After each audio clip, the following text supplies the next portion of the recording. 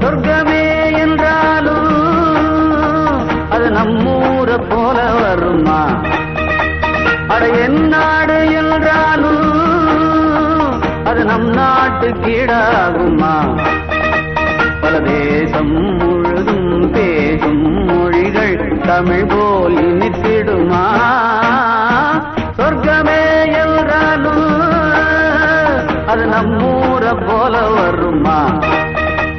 அட என் நாடு என்றாலும் அது நம் நாட்டு கீழாகுமா?